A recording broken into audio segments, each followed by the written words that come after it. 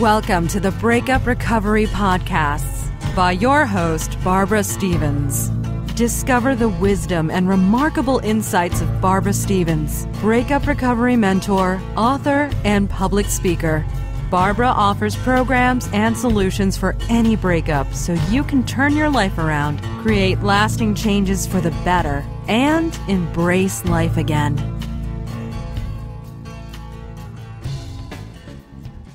Hello and welcome to Breakup Recovery. I'm Barbara Stevens, your host, and this is episode number 045. On today's episode, I have with me Taylor Brown. Taylor has an amazing business called Breakup Box. So welcome, Taylor. Thank you, Barbara. So let's start at the beginning. Taylor, tell me why you started your business, Breakup Box. I started the idea of Breakup Box about 3 years ago. And the idea originated from, in fact, a breakup that I had gone through with a guy that I had been with for about 3 years. So I'll try to keep it short, but as you know, relationships can be more complex than a simple story. So we had been dating for 3 years, and it was a college relationship.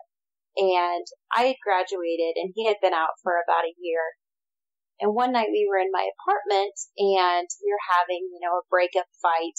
And the night ended with him saying, "Hey, you can have my sweatshirt. I know you need it right now more than I do."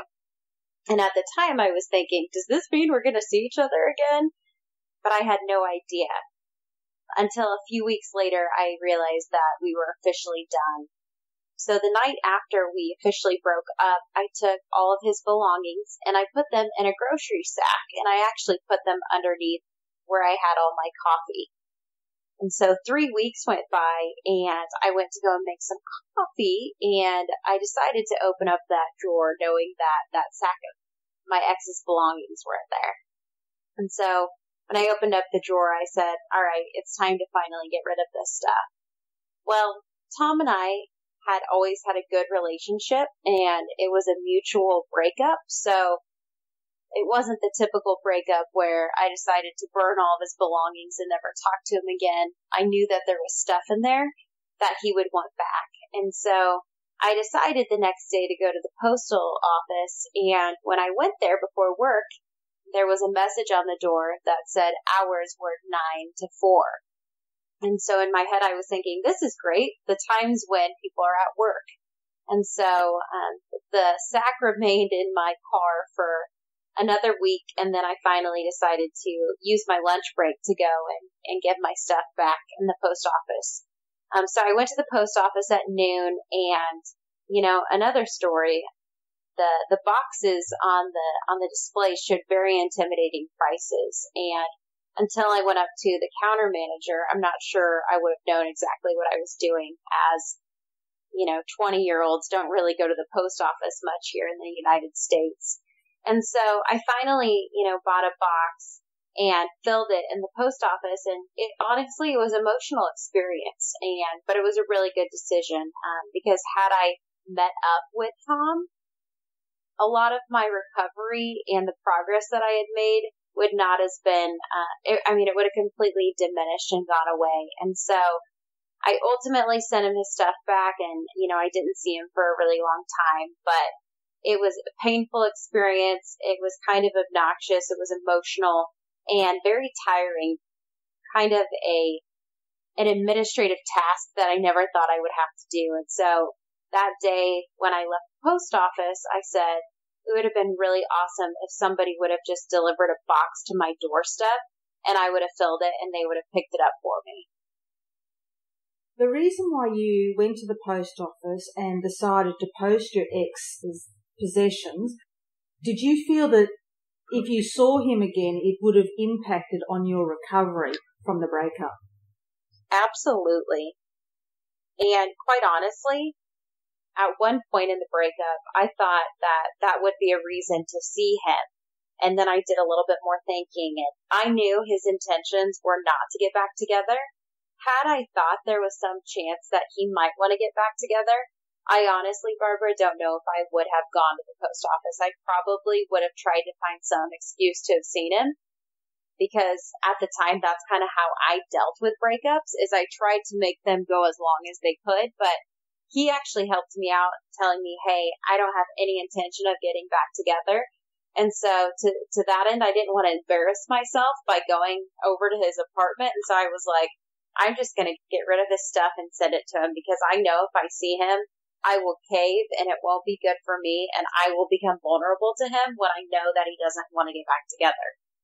That's a really good point about you being vulnerable and you taking care of yourself, your own emotions and your own needs.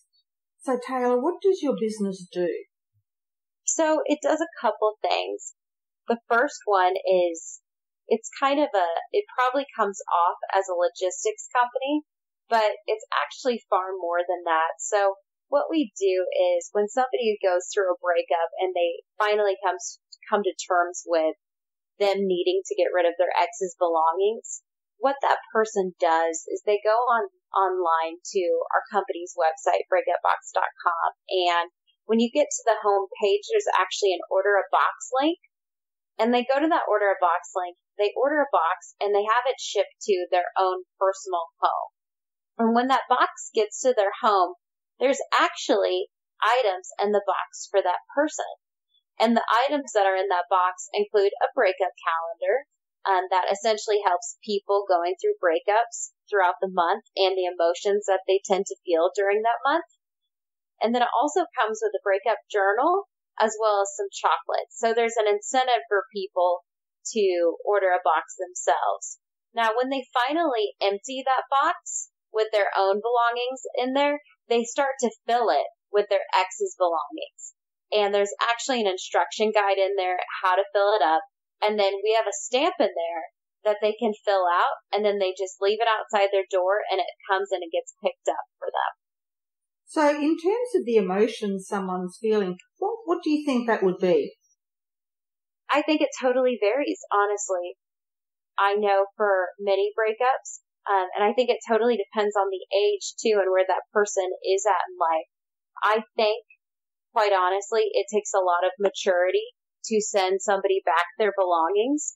And so for the most part, I would think that the breakup had ended in a mature way, and that this is a really good vehicle for those people that, ended it on decent terms, but know that it's just not a good idea and would be really bad on their heart if they saw their ex.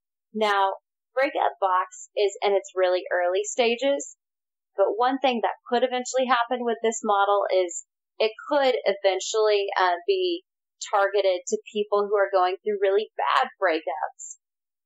It could also be targeted to people that are trying to get their ex back. And so they could upgrade with putting a note in there to their ex, like a love note or a rose or something that would be sent over eventually to their ex, and they could upgrade. But for now, it's really just intended for those couples who know that seeing each other would prolong their recovery.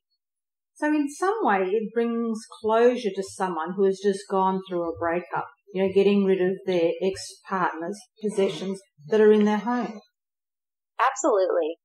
I know that there's a big controversy out there, especially with, psychologists, and if closure is something that is actually real or not. But I think for a lot of people going through breakups, it doesn't really matter if it's psychologically real or not. In our heads, it's real, and sometimes it can be a really good, tangible way of getting rid of something so that we emotionally can move on.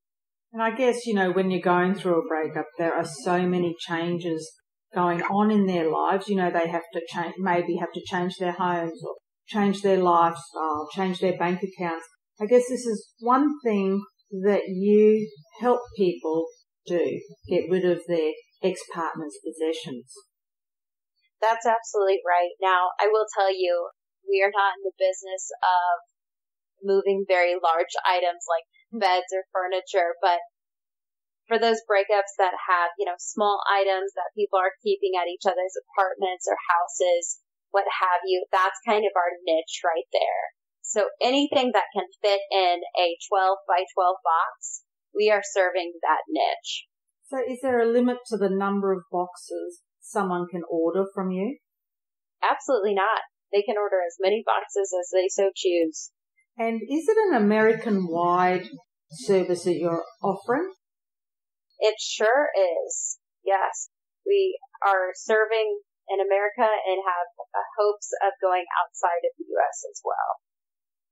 So if there's someone listening to this podcast and thinks that they definitely would like to use your service, how do they go about organising a box or boxes so they can fill it full of their ex-partner's possessions and get it sent to them?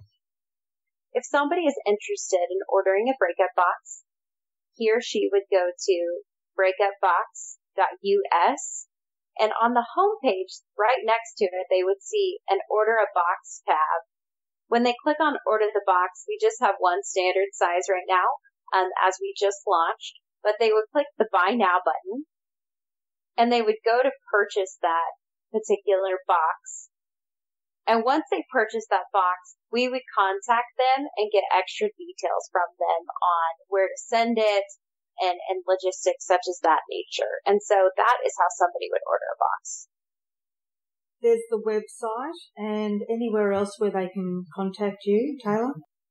Yes, so on the website, there's also a Contact Us tab.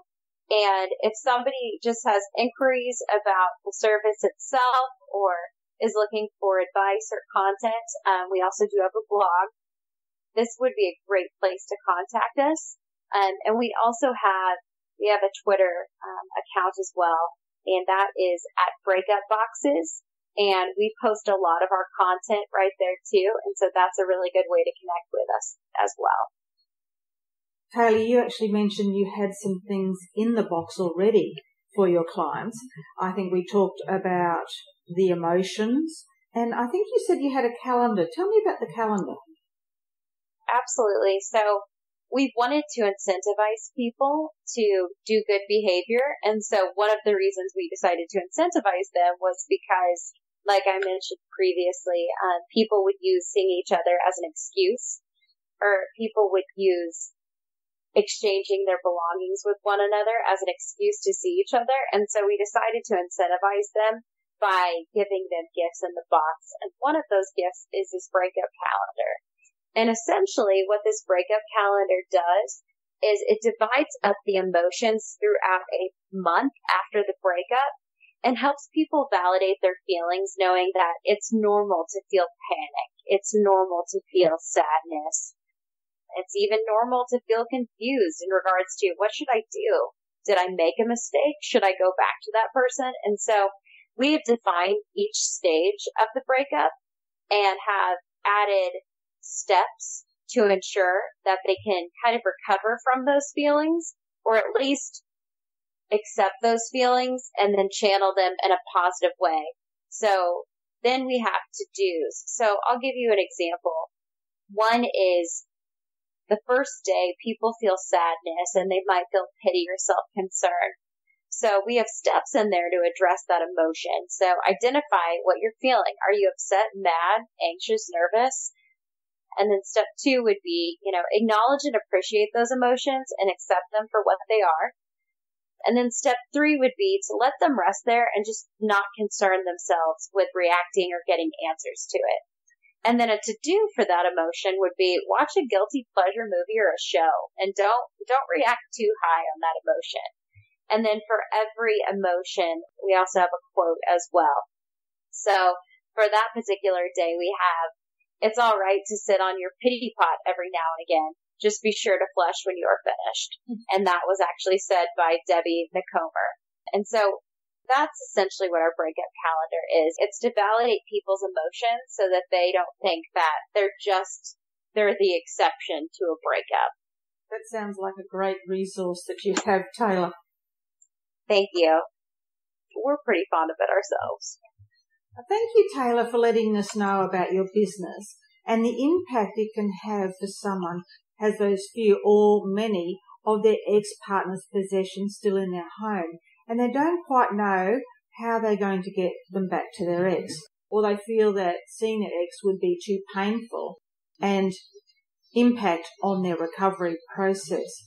The service that you provide is one that will help take the burden off getting their ex-partner's things back to them.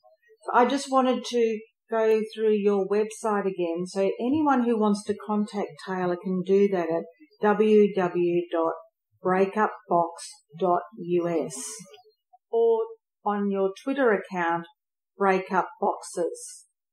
So thank you again for letting us know about your amazing service, Taylor. I'm quite sure that many people want to take this service that you offer up.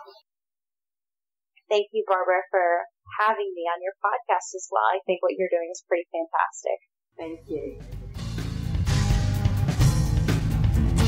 If you would like to hear previous Breakup Recovery podcasts, visit barbarastevens.com.au. Connect with Barbara Stevens on social media with Barbara Stevens Breakup Recovery Mentor on Facebook and at You'll Be Okay on Twitter. Read further blogs, view webinar replays, and download your free ebook, 3 Easy Steps to Surviving Your Breakup, and much more at barbarastevens.com.au.